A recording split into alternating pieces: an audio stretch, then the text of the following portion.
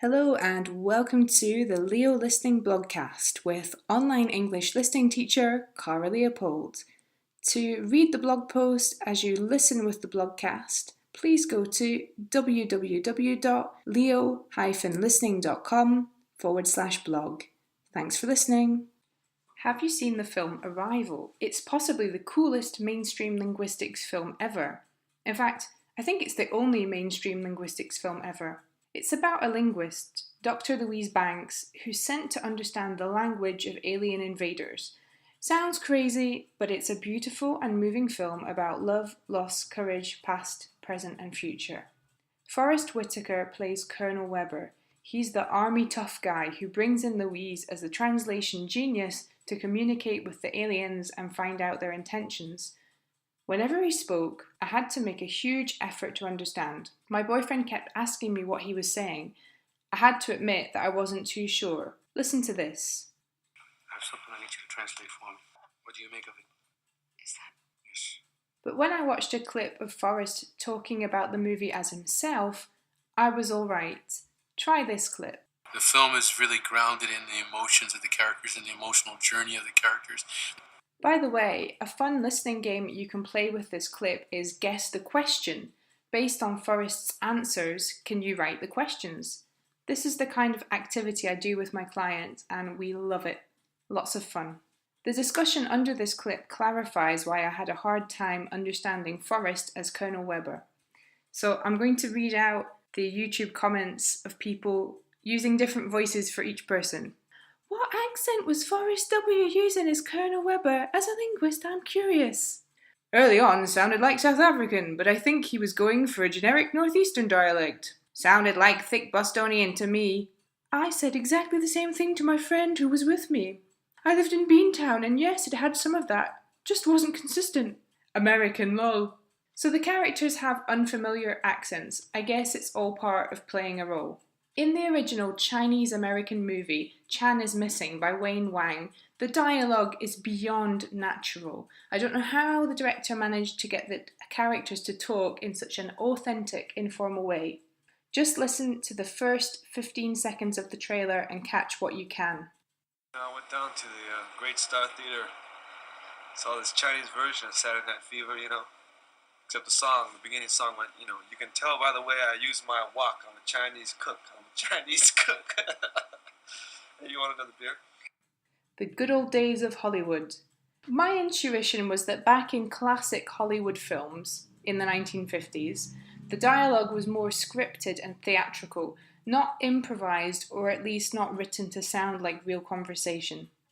I asked my cousin Mark about this. I've got 23 cousins, so probability suggests that one of them must know about this movie dialogue stuff. He's a writer/director. Calm down, he hasn't directed anything you've seen, but do check out his work. He told me that films started sounding naturalistic as far back as the 40s and 50s. Take On the Waterfront, for instance.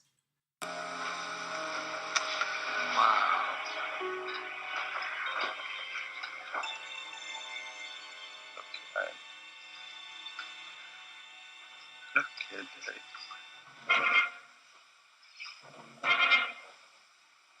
How much you weigh, Slim?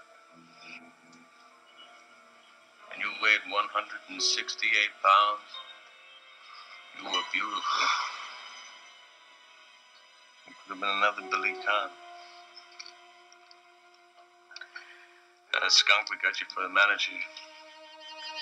He brought you along too fast. Even the title screams natural conversational English. I could have been a contender, not I could have. But Mark also told me that the dialogue in Orson Welles' The Magnificent Ambersons was theatrical, from a film expert point of view. Hello. Lucy, haven't you? Haven't I what? Nothing. May I walk with you a little ways? Yes, indeed. I want to talk to you, Lucy. Hope it's about something nice. Papa's been so glum today, he's scarcely spoken to me. Well, Is it a funny story? may seem like one to you. Just to begin with, when you went away, you didn't let me know. To me, that clip sounds just as natural as the first one. You'll probably find both of them tricky to understand. When I think of old Hollywood theatrical and non-natural dialogue, Charlton Heston's The Ten Commandments comes to mind. Let my people go. Slaves are mine. Their lives are mine. All that they own is mine. I do not know your God, nor will I let Israel go. Who are you to make their lives bitter in hard bondage? Man shall be ruled by law, not by the will of other men. That dialogue is pretty easy to catch, right? Maybe this is something to do with biblical epics or fantasy films. Take a look at this Lord of the Rings clip. By the blood of our people are your lands kept safe. Give Gondor the weapon of the enemy. Let us use it against him. You cannot wield it. None of us can. The One Ring answers to Sauron alone. It has no other master. And what would a ranger know of this matter? This is no mere ranger. He is Aragorn, son of Arathorn. Ned Stark was in Lord of the Rings. Who knew? That joke will make a lot more sense if you go to the blog post and actually watch the clip. The only thing that's difficult to understand in these types of films are all the weird names of mythical creatures and places. I once tried to read The Lord of the Rings on an 8-hour flight to Canada. I figured I could manage it in that time. I opened the first page and every other word was hobbit. I was like, what the hell is a hobbit? And then I put the book down and watched the in-flight movie. Please don't judge my 16-year-old self. For the record, I haven't seen the Lord of the Rings film either, as you can probably guess from my Ned Stark comment. So if movies are hard to understand, what can you do? Feel good film viewing. Start by forgiving yourself for not understanding. It's not you, it's them. Watch movie clips, not whole movies. Use subtitles as a learning tool. Subtitles can be your friend if you let them. As a general rule, I'm sure you can think of plenty of exceptions, comedies, action films, and fantasy epics are easier to understand than dramas. I'm working with a new student who told me, I'd like to understand at least 80% of what I listen to. I was like, this guy gets it. 80% is a reasonable goal. I'm going into more detail soon about the Pareto principle or the 80-20 rule and how it applies to understanding spoken English. If you want to watch a whole film, take some advice from my Italian teaching buddy and fellow listening specialist, Elfin Waters, and play the subtitles on, subtitles off game. Watch for 10 minutes with the subtitles, then for 10 minutes without them. You can vary the duration if you like. Before you start watching, Google the plot of the film or jump onto a site like IMDb for more information and context. You'll have a bit more of an idea of what on earth is going on during those weird initial 5 to 10 minutes. Give yourself time to get into a film like you would with a book. One of my students lent me a copy of The Picture of Dorian Gray by Oscar Wilde, a wonderful, beautifully written book that's tricky to understand, even for me as a native speaker. She managed to finish it because she gave herself time to get used to that style. I get lost at the beginning of plenty of films and annoy my boyfriend by asking about the plot. You need time to get used to what's happening and to adapt to the different voices you're hearing.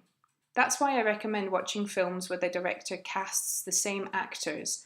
I've mentioned Wes Anderson's films before because I love them, and because in almost every film you'll find Bill Murray, Jason Schwartzman, one or both of the Wilson brothers, etc., etc.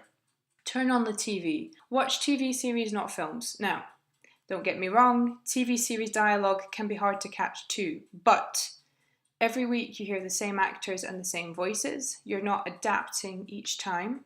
The context becomes more familiar to you as the weeks go by. The actors are in similar places, talking about similar things, using the words and expressions they always use. Think about famous catchphrases you hear in series, or things that happen week in, week out. Again, this will make more sense if you can go to the blog post and click on the links. Uncle Phil throws Jazzy Jeff out of the house in The Fresh Prince of Bel-Air. Kenny dies on South Park. Someone dies on Game of Thrones and then comes back from the dead. Maybe not in the same episode, but you know what I mean. Nothing in particular happens on Seinfeld. The Gilmore Girls drink a lot of coffee and eat loads of junk food, yet never put on weight. What's their secret? You only have to concentrate for 20 minutes. Sitcoms like Big Bang Theory, How I Met Your Mother, The Simpsons, or 45 to 50 minutes absolute maximum if you're a Game of Thrones or Breaking Bad fan. Get real. Watch examples of natural, unscripted language too. Movie and TV series dialogue can prepare you for chatting to people in real life, but the best way to get used to that is by listening to my podcast, watching YouTube vloggers or Facebook Live videos, listening to podcasts where people sit around chatting. You'll find some suggestions here. Beat the movie blues. You dream of watching a movie without subtitles, but movie dialogue is tough to understand, even for natives like me sometimes. Your listening skills are not the problem here. What's holding you back is the unfamiliar context, the trend towards naturalistic dialogue, actors you've never heard before. You have to give yourself permission. If you can't, then I will. Permission to watch something that's easier for you, a documentary, a cartoon, whatever makes you feel more confident because you know you can catch at least 80% of it, if not more. Watch movie clips, stick to TV series, watch with subtitles or play subtitles on, subtitles off. And if you do watch Arrival, don't worry about Colonel Webber. Nobody understands him anyway. Which clips did you find easiest or hardest to understand in this post? Let me know in the comments. And if you're listening to the blogcast, do go back to the blog post and listen to the whole clip. I just played a short section of each movie clip in the blogcast. And yeah, by the way, I'm going to share some ways to work with me on understanding your favourite films or series soon. This will get your listening conversation ready for real life too, so keep a lookout for more details over the next couple of weeks. You've been listening to the Leo Listening Blogcast, the blogcast for bookworms and vocab nerds who want to get their listening conversation ready so they can understand fast, informal spoken English without translating in their heads. This blogcast is sponsored by the Blogcast-tastic Leo Listening audiobook. To get your copy, go to bit.ly/blogcastbook. That's bit.ly/blogcastbook.